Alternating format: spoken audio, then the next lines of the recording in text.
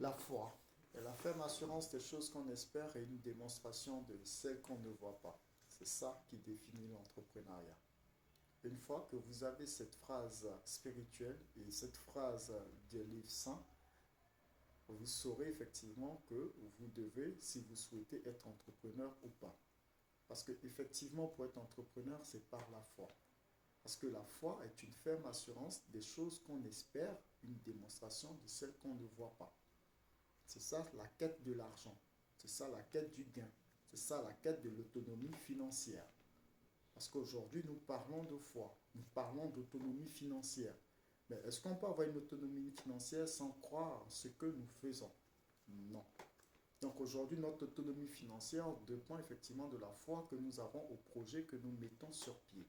Donc pour être un bon entrepreneur, il faut pouvoir spirituellement être assis, il faut pouvoir être enseigné par la personne effectivement que vous suivez, ou il faut pouvoir lire des livres ou le livre saint que vous avez.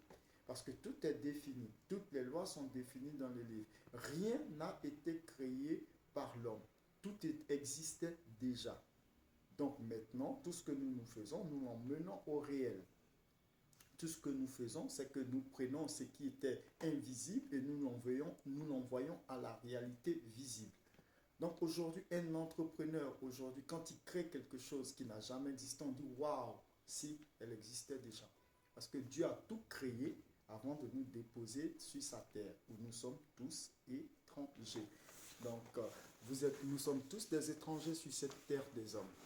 Donc sachez une chose, c'est qu'il n'y a rien de nouveau sous le soleil, et on le dit tout le temps. Rien ne se crée par l'homme, mais tout est déjà créé en amont par notre Créateur qui nous permet, avec notre écoute, avec notre lecture des livres saints, à découvrir effectivement les choses cachées.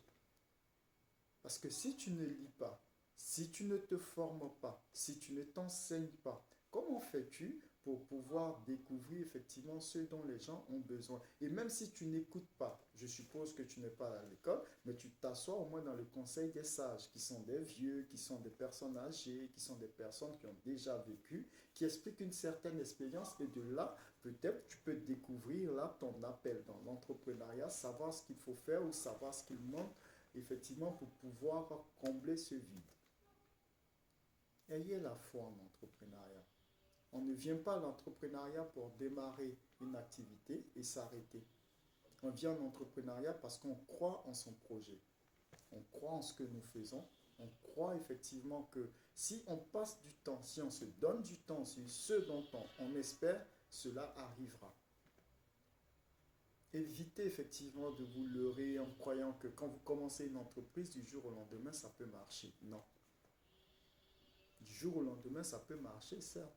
Mais où tu allais le faire marcher? Quelle que soit ton idée, il faut de la communication. Un enfant, quand il naît, il ne conduit pas une voiture automatiquement. Un enfant, quand il naît, il grandit. Il a une croissance.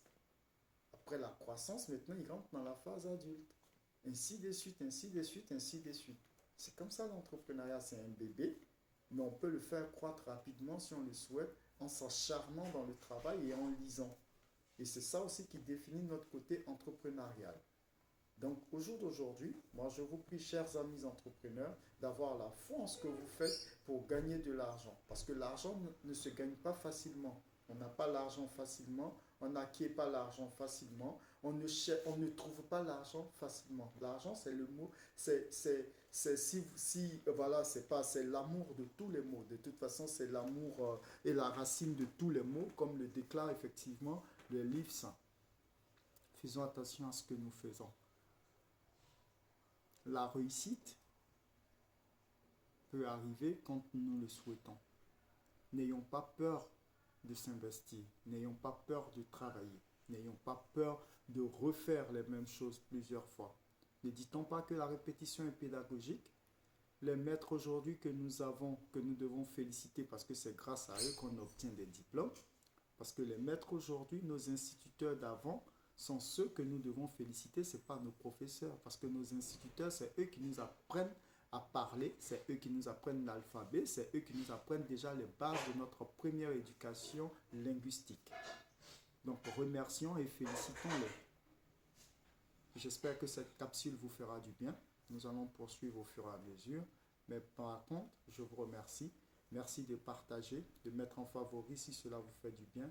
Et je vous dis à très vite.